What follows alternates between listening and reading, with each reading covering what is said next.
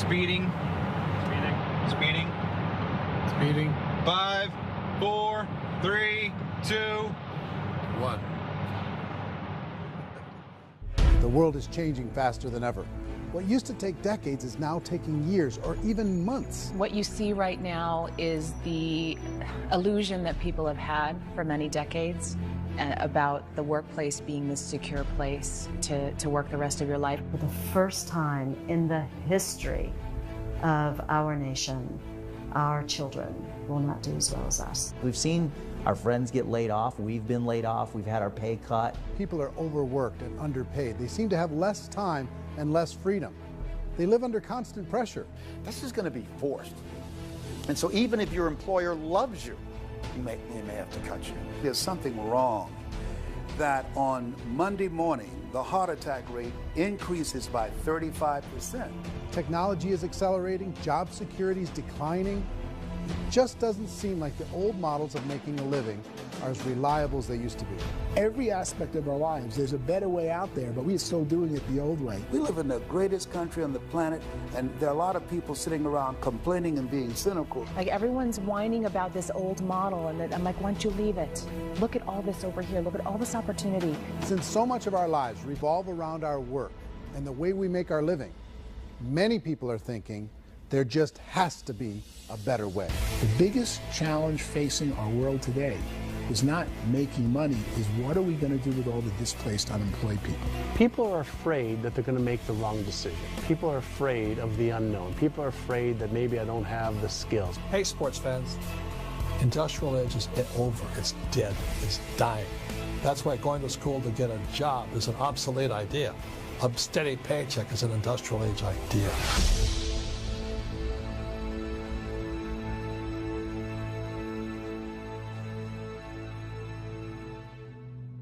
It's the search for answers that has brought us here together today.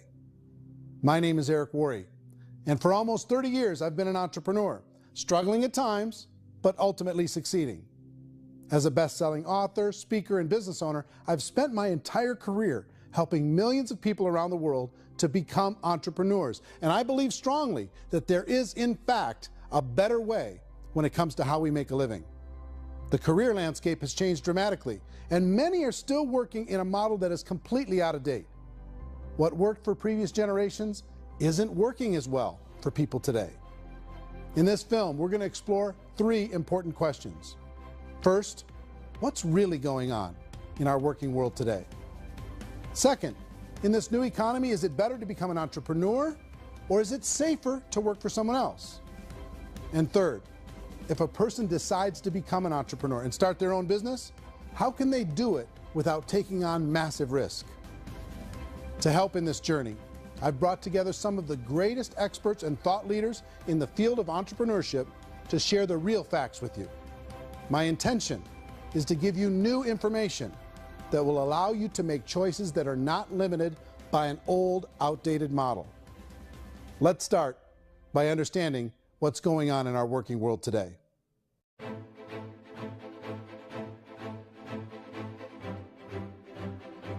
Let's look at unemployment. 30–40% of the people are honestly not working, but would be working.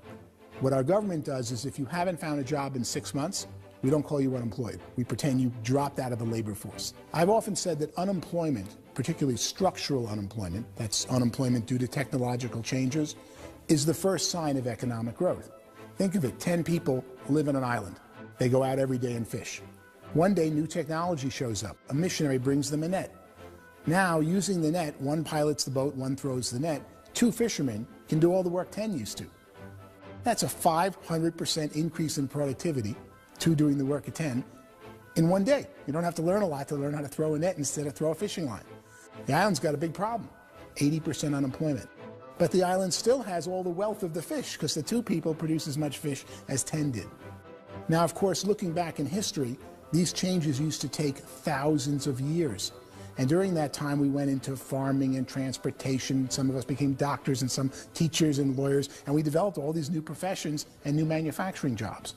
Today, these changes are occurring literally in one day when a new technological advance occurs, and we don't have the social structures to deal with it or to retrain the unemployed people. So one of the things that I think is interesting as I travel across the country and really travel around the world is the way that we work and the way we get paid for work is changing pretty dramatically. On a global basis, everything is being turned upside down because of the rapidly advancing technologies. They are eliminating many jobs, and we have been left with many people not prepared for the jobs that exist. A lot of demand in public companies was to squeeze out all the fat and to get just as much margin as we possibly could, and fat equals humans. So this idea of job security and information age is so obsolete, but it's still taught inside our school system, and that's where the problem starts. There's no financial education in the school system, and people are still trained to be employees who work for that paycheck. This is a chart on the middle class. What's happening in the middle class, those that went to school, their incomes have been coming down for years. And parents still say to their kids, go to school, get a job. Now what happens to all those middle class people who are dropping off the ends of the chart? Well, they become what's called working poor. And this is what happens to working poor. But they say poverty is ending. Well, poverty may be ending, but working poverty is going up. And this is food stamp usage. So food stamp usage in America is going through the roof right now, because people cannot earn what they call a living wage. Most people have experienced financial pressures that I think are probably greater than they have been in the past. If you're not working for yourself, then it's going to be a pretty hard road for a lot of people. Today, if you're going to control your future, the 40-40 plan is gone, where you can graduate from college and get a job and work for 40 hours a week for 40 years. That day is gone. So some of these charts actually tell you what's going on. And this is a really interesting one, you know. People are going back to school because if I go back to school, I'll get a nice job. But this is what's happening to, it's called Sallie Mae, which is the student loan guys. Student loan is going through the roof. It's now over $1 trillion, and student loan debt is worse than credit card debt.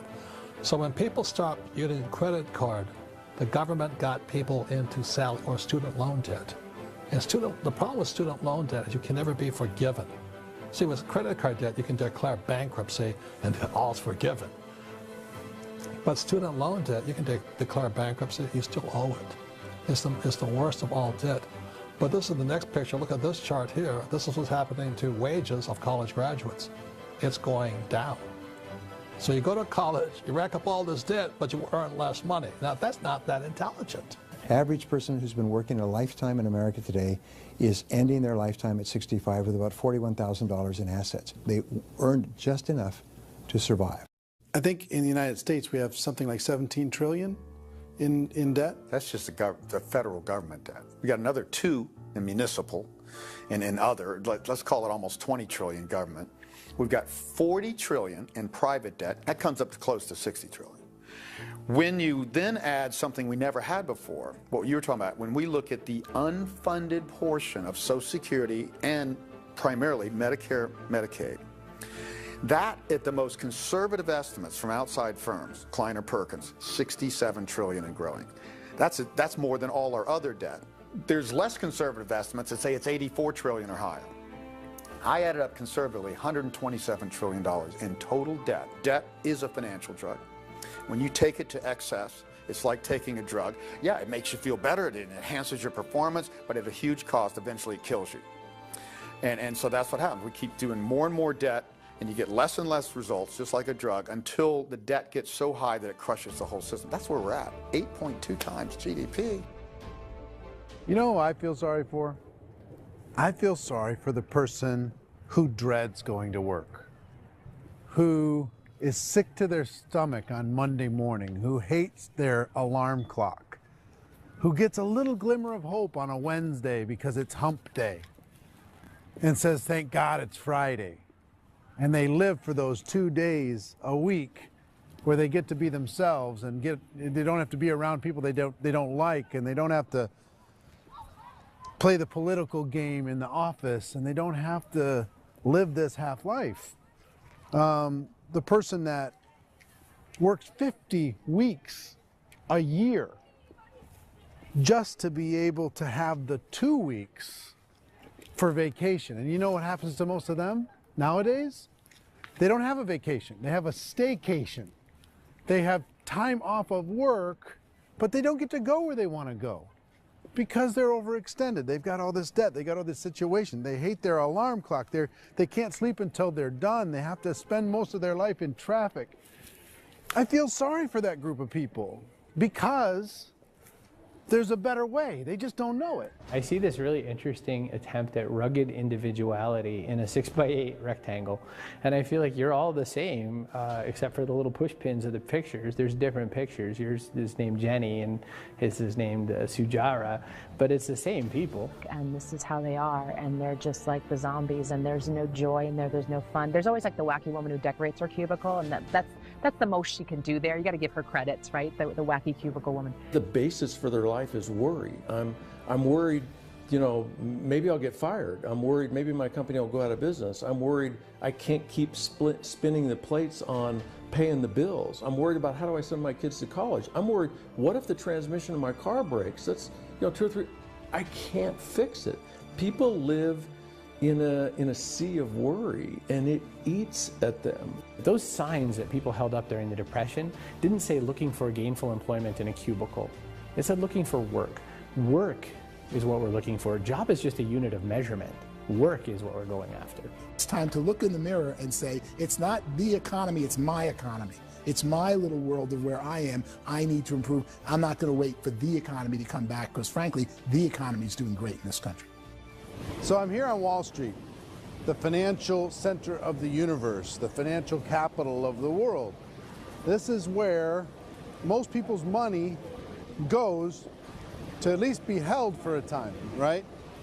With interest rates in banks being effectively zero, and many experts are predicting it's going to stay at zero for the next 10, 20, even 30 years, people feel like they don't have any choice but to put their future into equities, to put their future into the hands of other people on this stock market, and hope that the stock market goes up, hope that the stocks that their advisors pick or that they pick goes up.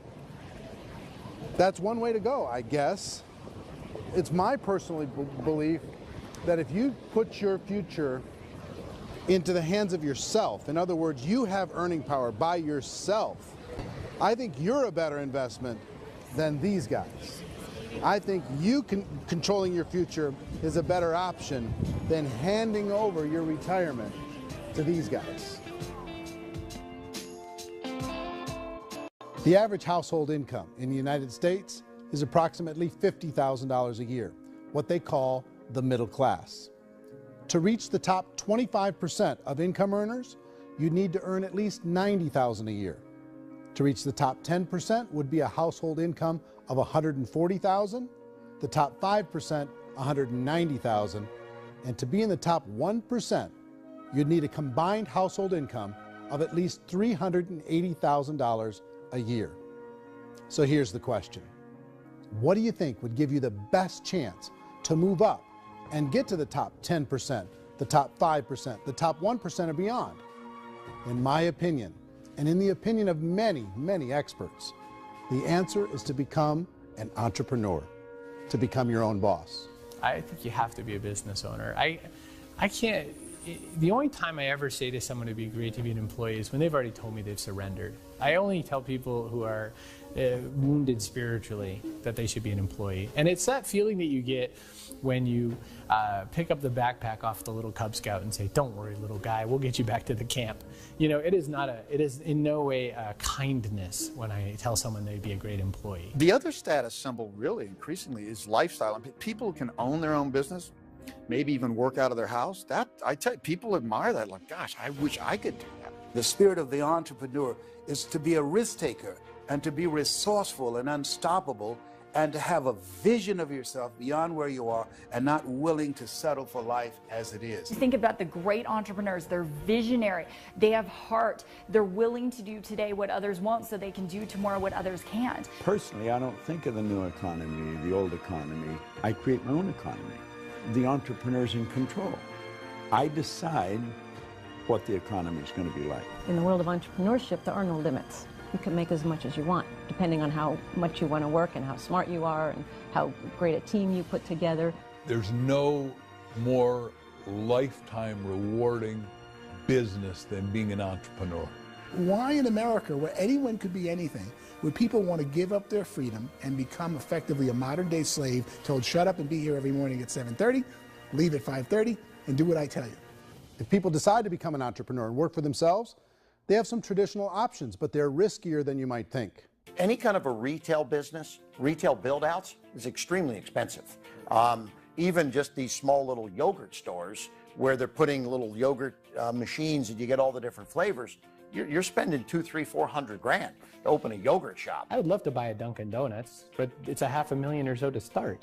I don't quite have that just-in-case money. Risk you can lose it all, and most guys do 2 or 3 times, and even big guys like Branson, because I'm such a fan of his, half his companies don't work. If you make $1 million, your problems are going to go. If you make $1 billion, your problem's really going to go.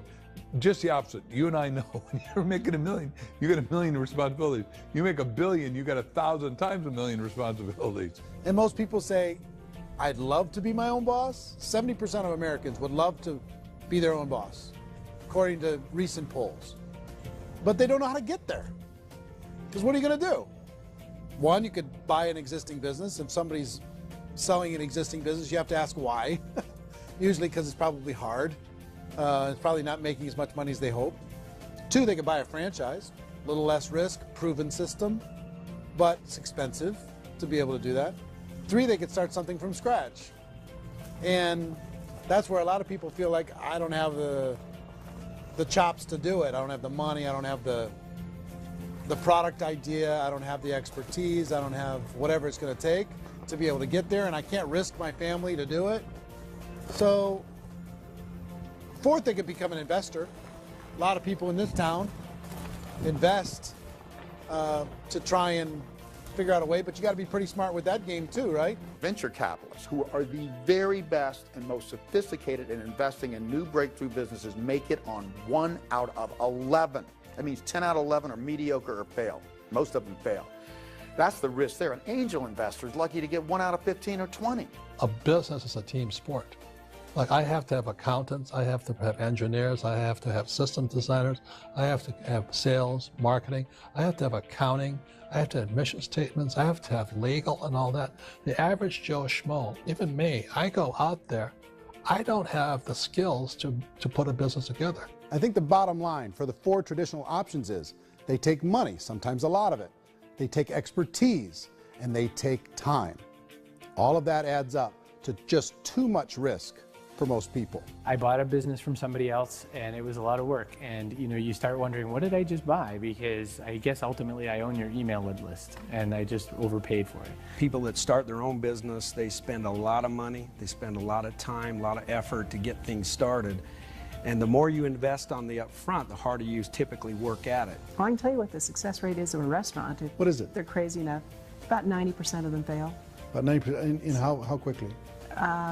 Year less. Wow. And if we're talking non-franchise, we're talking franchise, Sure. That's totally different. Yeah. But our students aren't getting franchise restaurants. You got to invest big money. Exactly. And with someone like McDonald's, you've had to work with the company for a long period of time, really know the To even have a business. chance of investing $1 million. Have a chance, and it's a slim chance. What if there was a way that you had all the proven aspects, the comfort aspects, and you could still control your own life?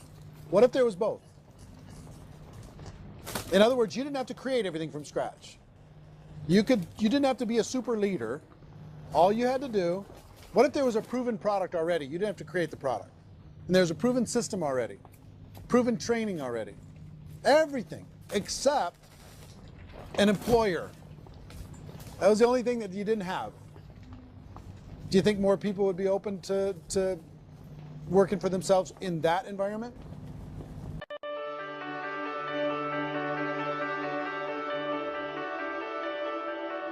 In our search for a better way to make a living, we've come to the conclusion that becoming an entrepreneur is actually safer than being an employee. And through our look at the entrepreneurial options, one particular path kept coming up from expert after expert. And I think most people will find it surprising because it's certainly a non-traditional business model. That model is for people to start their own business and become an entrepreneur through the creation of a network marketing business. Some people call it direct selling because the product is being sold directly from the manufacturer to the end consumer, cutting out the middlemen.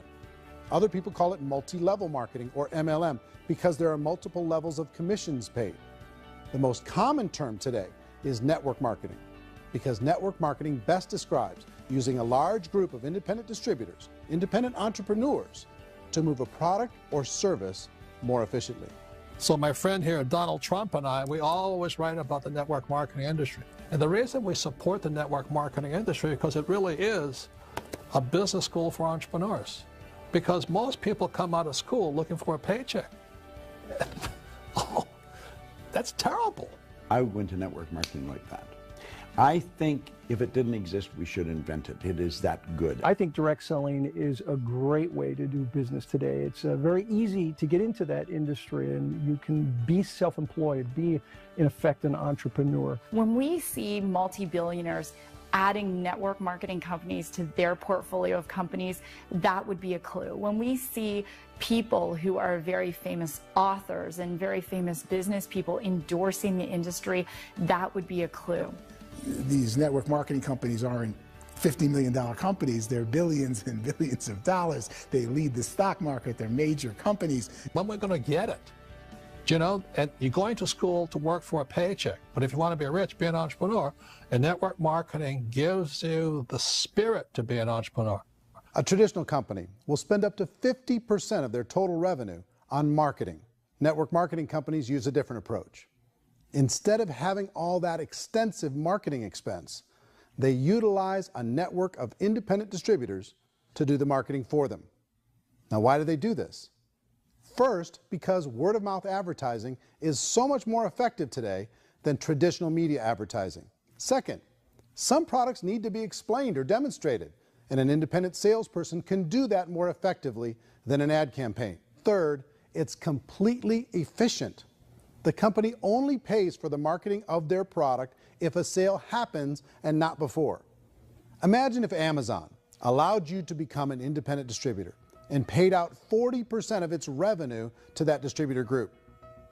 All you had to do as a distributor was recommend a product, and if a person bought it on Amazon, Amazon would take care of all the logistics, and you'd get paid for bringing the customer. Now imagine you got paid for every purchase that customer made for the rest of their lives. Well, Amazon doesn't offer this option, but network marketing companies do. 85% of all buying decisions in our society are made as a result of word of mouth or reputation. We're recommending things to each other all the time. You know, who's your dentist? Who's your doctor? Who's your lawyer? What detergent, are you using? What legal system are you using? What product are you using? We're talking to each other about the things that we love anyway. When you go into a big box retailer, you're lucky if the clerk looks you in the eye, much less gives you any detailed or accurate information about what you're purchasing.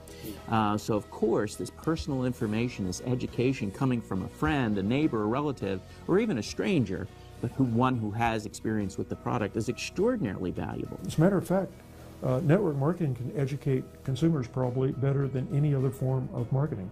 It certainly can do better than advertising, because advertising usually has a certain hype to it, and you can only get limited information. So, network marketing trumps advertising. If you were a typical sales company and you wanted to sell $1 million a month worth of product, you might go find 100 superstar salespeople. The quota would be $10,000 a month. So network marketing as a distribution system just flips the numbers. So we use 10,000 happy, raving fans of a particular product, and we don't concern ourselves so much with how much product each one of them individually sells. If they sell just $100 or $200 a month, and there's 10,000 of them, you're selling $1 million to $2 million a month worth of product. And that's the best way I can explain how network marketing works. This is the marketing arm of the company. There's not money being wasted on bricks and mortar. There's not money being wasted on inventory that's sitting stagnant somewhere. There's not of employees standing around that don't have customers. These are people that are going to connect with customers. These companies allow people to become independent distributors for extremely low cost and with no minimum time or sales quota. Essentially, they own their own business and can provide as much or as little sales as they choose. In other words, the distributor gets all the benefits of traditional business ownership without the risk. The advantage of network marketing is the ease of entry, the low risk, and the low startup cost, because almost everything else has very high risk. You can get in for a minimal investment. You're buying into a system that's already been proven, products or services that have been proven to work. The keys to network marketing is providing an opportunity for the masses to get involved, providing an opportunity for the average person who doesn't have the resources to start their own business. All of this so far is fairly straightforward, but network marketing offers another benefit, and it's this benefit that makes it so interesting for entrepreneurs. Network marketing allows a distributor to build their own network of other distributors and then compensates them on the sales created by that entire group. Direct selling is, at its base, very simple. It's the sale of a product or service to an individual on a face-to-face, one-on-one basis, just the way we're talking right now. But there's an important element as well, and that's the offering in conjunction with that sale of product, the offering of an opportunity for someone to make something of themselves. No matter what your social status is, no matter what language that you speak, I mean, look how many unbelievable people are becoming successful that speak every kind of language out there. What an awesome gift to give the world. Instead of having to work your way up in a system and prove that you could be a sales manager, they just decided everybody can be a sales manager. Everybody gets to build a sales team from day one. And so what that brought into the system of growth as a direct selling company is the concept of compounding or geometric progression. Because now you can actually grow a sales force very quickly because everybody is enrolling people in their own sales force. People who are like, oh, this is weird, I'm building a sales team, or what do you think you do at a regular company? How do you think a regular company works? Network marketing is the only industry that doesn't say your past determines your future. It looks at your past and says, okay, now what can we train you to do so you can have a great future? Every other employer out there wants to exploit you for what you already know, not teach you something new. Network marketing has the potential to save the United States and the world, because it's going to teach people not to be employees, but to be entrepreneurs.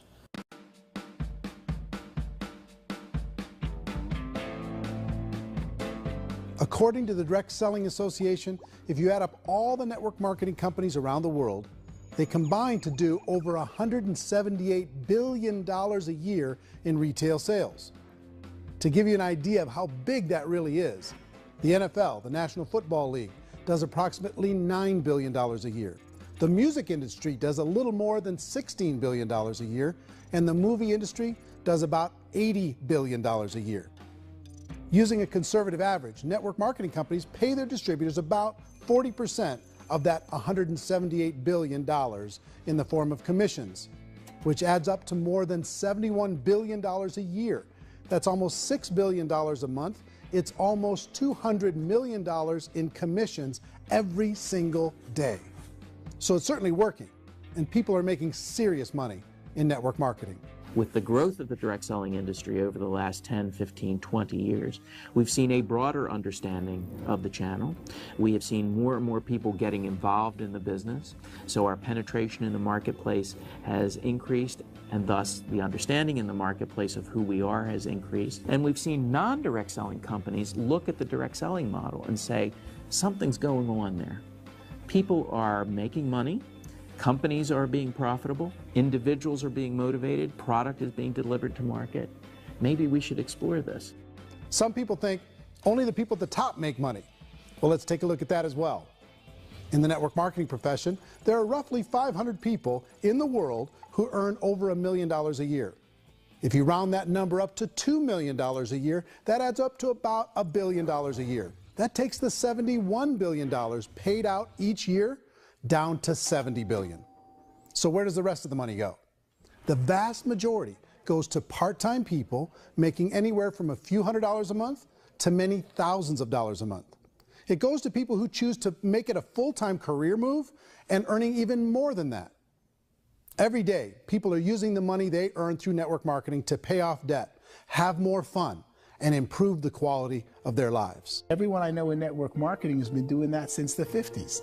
They go to work when they want to go to work. They stop working when they want to take time with their children to have a leisurely breakfast and discuss issues and driving to school. They go back to work when they get home, wherever they're working out of. The biggest thing that I've seen is people that have become much happier in their life. MLM has probably made more millionaires of more people in more countries, and I've spoken to them in 67 countries, than any other single form of business, starting from nothing. If they have a choice between working a job for the next 10 years or working a network marketing business for the next 10 years, the result of working the network marketing business will be better.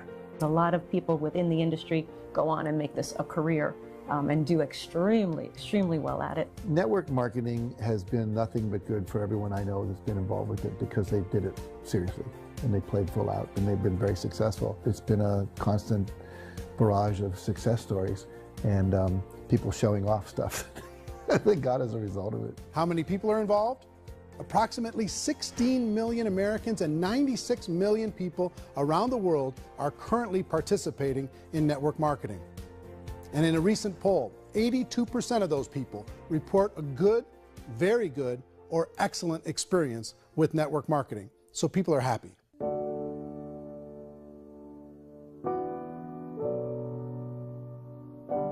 So I've taken a look at the network marketing profession and really tried to understand why so many people are confused as to the validity of this as a business. One is this pyramid shape. People get really messed up with this pyramid. Oh, it's one of those pyramid things. So I just think there are a lot of haters out there who really don't understand the industry and say, oh, it's a get-rich-quick scheme. It's a pyramid. Well, corporate America is a pyramid scheme. You know what I mean? It goes like this. You have thousands of MBAs, you know, let's say working for Ford or General Motors or Coca-Cola. If all these MBAs are all trying to get to here, that's a pyramid. Only one guy's going to make it. You know, every 10 years, one's going to make it. Whereas you look at network marketing, it's like this. So you're here, and your job is to develop other CEOs coming up behind you. So it's an inverse pyramid. In network marketing, it's a very simple concept. If you sell product, you get paid. It is paid based on production. There is no first mover's advantage. There is no investment component where the more somebody spends, the more they're entitled to make. So the two are polar opposites of each other. It doesn't matter what shape the company is or the compensation plan is shaped, whether it's a circle or a pyramid or a triangle or a trapezoid, it doesn't matter. If compensation is coming primarily from recruitment, then you've got a problem. On the other hand, if an operation is basing their compensation to participants on the basis of sales, even when those sales are generated by people you've recruited, well, then you're a perfectly legitimate enterprise. That's the legal test, it's the practical test. Another issue that's been true in the past that is no longer true now is people used to be in network marketing loaded up with products that they couldn't sell and they ended up a loser. They ended up with a bunch of product in their garage, they ended up with a bunch of products sitting in their kitchen shelves or whatever, and they thought they could sell it and then they weren't willing to or able to sell it and they ended up with a bunch of stuff and they were bitter about it. There was this thing called front loading where you had to buy like, well, if you bought $25,000 worth of product, you got better commissions and all this.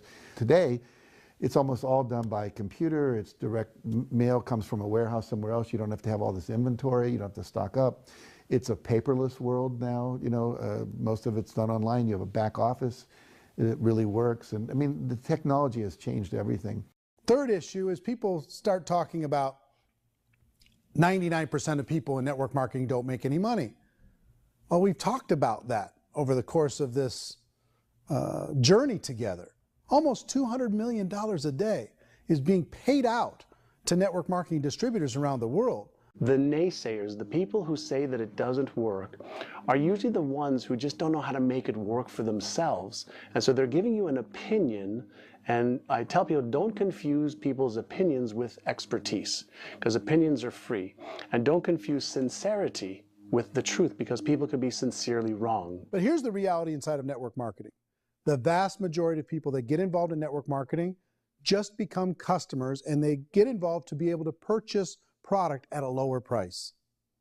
If you take Costco as an example, if a person goes into Costco and gets a membership to Costco so they can get a lower price on the product, we don't call that person a loser because they have a bunch of product that they walked out with with a smile on their face. Yet when some people want to take a look at network marketing, they say, well, those people, they're just using the product and they aren't earning an income, so they must be a loser. They're not a loser, they're a happy customer. That's the vast majority of people that are involved in network marketing. Now, a smaller percentage of those people decide to go build a business. They earn $300 a month, $500 a month, $1,000, $2,000. That's the bulk of earnings in network marketing. And then there's the few that really decide to take it serious, really decide to build a large network, really work to make that network very, very productive. And those people make huge amounts of money and there's no cap. What I do as an outside economist, just somebody looking at this industry like any other industry I speak and say, look, what's the realities of this? 1% do incredibly well. 10% generate some additional income at pretty low risk and effort. That's not, and 90% of people roughly end up customers. One thing that I think is real when it comes to people's perceptions about network marketing is people put this, and distributors, I think, involved in network marketing have some responsibility for this. They have sometimes unrealistic claims about the product or about the income. Most people who become distributors, they want the money, they want to be successful, but they don't have the skills. They don't know what to do. And when people don't know what to do and they're in a new business, they're scared. And when they're scared, they panic and desperation kind of sets in. So they think everyone they talk to has to get in. So if I talk to you and you say, well, no, I don't have time to do that, they're like, no, I need you. You have to do this or I won't be successful. So I start clawing on you. I start that desperation. So then I start making claims about the product, which are not appropriate, probably not even true. Or I start saying, oh, let me show you how you can make all this money and you don't have to do anything, Eric. And so you just totally misrepresent the opportunity, and you're clingy with people because you think you need everybody to be successful, and you don't. You know, one of the messages that I try to deliver most forcefully to companies as well as salespeople in direct selling is that you don't have to overpromise. The reality is in network marketing, there's a lot of hard work involved. There's a lot of effort. You're going to have to develop yourself. It's a business like anything else. It's going to take some time, but in my opinion, it's better.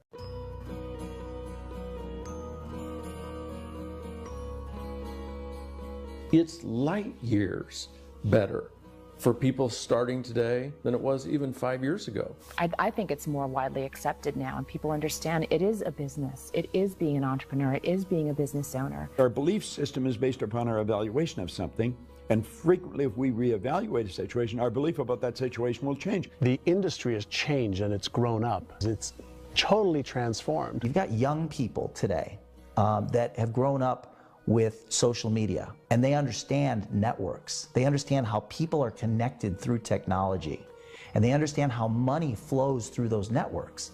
So when they see network marketing, they don't see it the way their parents saw it. And we've all learned, the larger industry that you represent, has all learned from those mistakes and flaws and errors that have happened early on. Early algorithms didn't work the right way.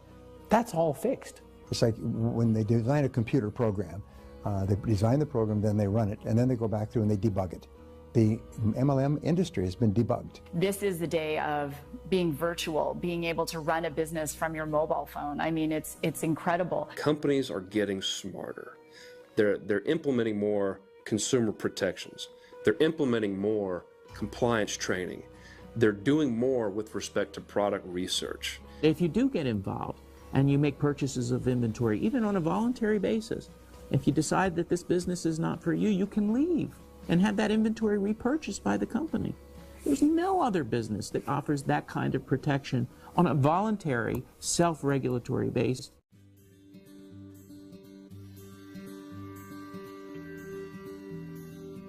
If you decide to look further into a network marketing business in order to generate more cash flow for your family, I would recommend reviewing the following 4 elements. First is the product or service. And on the product or service, I would ask 5 important questions. 1, do you like it? Is it something you would feel comfortable sharing with others? 2, is there a recognized need in the marketplace? It's hard to create a need if one isn't naturally there. 3rd, does the product meet that need? Does it solve a legitimate problem for consumers? And 4th, is it priced to sell? Can it compete in the marketplace? And fifth, is it priced for profit? Is there enough margin for the company and the distributor to be able to generate income for the long term? If you can answer the questions on the product to your satisfaction, the next element to consider is the company itself. Is it well run? Do you believe in the founders or the management team? Do you feel they have what it takes to go all the way? See, it doesn't matter how good the product is if the management can't take care of the company. Good management can change with the times. They can handle adversity. They can make good decisions. Make sure you choose a company that can serve you for a long time. The third element to consider is the compensation plan. And with that, there are three important things to look at. First, a brand new person needs to be able to generate some money fairly quickly. It may be an obvious reason, but you can probably imagine the ripple effect of a distributor getting involved and having even a small victory fast. That can only help with the overall success of the organization. Second, a person should be able to develop a moderate part-time income in a reasonable period of time. As they develop their network and as their sales grow, they should be able to enjoy more benefits. And third, for the people who are really serious, for those who decide to really go pro in the network marketing profession, there should be the possibility to make a serious full-time income if they work hard and are committed to developing their skills. If you're comfortable with the product, the company, and the compensation plan, the last thing you should look at is the support that will be made available to you. Does the company have a website? Does it have a solid online reporting tool? Do they have comprehensive training available? Do they host events to help you build your business? If you decide to do this, what kind of a support system can you plug into? Choosing a network marketing company is a personal decision. But evaluating the four elements of product, company, compensation plan, and support is a great place to start. Is the company promising that you're going to get rich quick or that you can make a lot of money without a lot of effort? That's a red flag. Is there a product that you really believe in that you think can be sold? Or are you being told by salespeople or the person who's trying to recruit you or by the company itself that don't worry about the product, all you have to do is recruit other people into the business? Red flag, warning sign. If you're hearing that, take a second or even a third look. Get to know the customers, the products, the business, have some success, and see where the opportunities might take you to move up in the organization. You want to find out how concerned are they about my education, my training, and my development? Is there a space for me to grow? Most important question. Learn everything that you can about the product. Make sure it's something that you believe in, and learn everything you can about the industry and work that system. You have to be very passionate about whatever that company is doing. I would get involved. You can always test drive anything, you know, the product, the service, the community, and then lean into it a bit. If it feels good, then lean into it a lot. Behind me is the Lincoln Memorial. And this is a place where Martin Luther King Jr. had his famous "I Have a Dream" speech. And at that speech, he talked about his dream for equality for everyone around the world, and that's a noble dream. But I think more people need to remember what it was like when they were kids and the dream was still alive in them, before it got beaten out of them by reality, by this paycheck, by these responsibilities, and by having to live for this job to pay the bills. I think people need to remember that, go back to that. Once they know that there's a better way, I think their future is going to be much brighter. They can live a better life.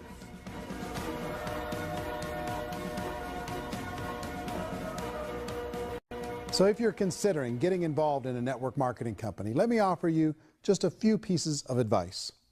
First, network marketing isn't perfect. It's emotional, it's challenging. Like any entrepreneurial venture, it can have its up days and its down days. But if you have an entrepreneurial bone in your body, it's just better. Second, if you're gonna do it, decide to be professional. Decide to go pro. It's better to do that than just be this amateur sticking your toe in the water. Third, as any professional, you're gonna have to learn some new skills. And I promise you, inside of the network marketing profession, they're not too difficult to learn. Fourth, like anything worthwhile, it's gonna take some time. Don't expect that you're going to get to the finish line right out of the gate. And fifth, it's worth it. It's worth it to be able to take charge of your life again. It's worth it to be able to control your own financial situation. It's worth it for the people you're going to be able to spend time with. It's worth it for the things you're going to be able to see and the experiences you're going to be able to experience. It's worth it for the causes you're going to be able to contribute to, the lives you're going to be able to touch, the customers you're going to be able to help, the friendships you're going to be able to develop.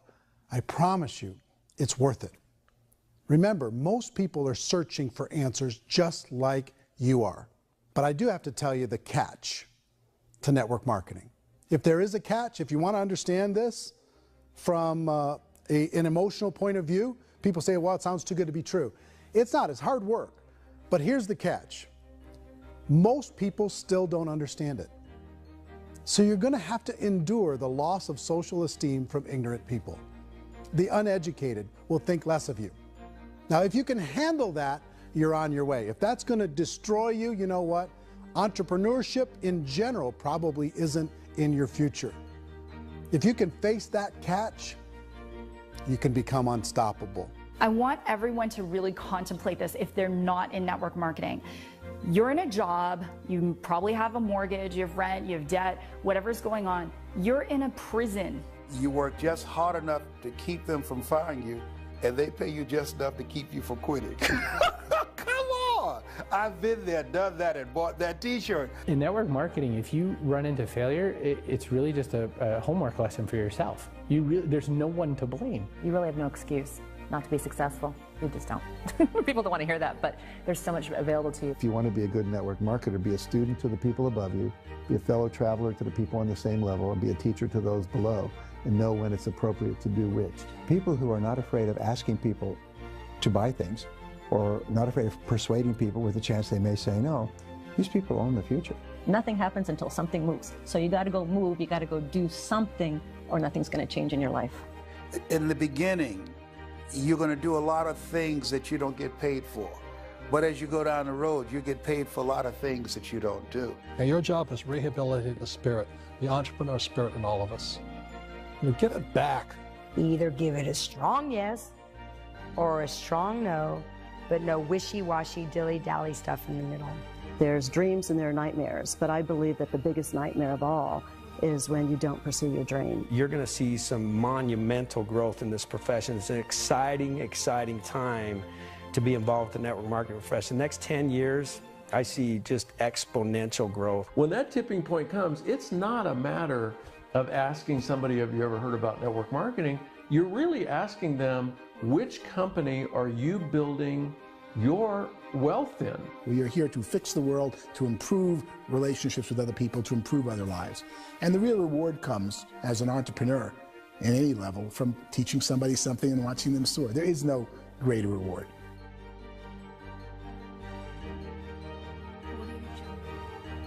Life's too short to spend it living someone else's dream instead of your own.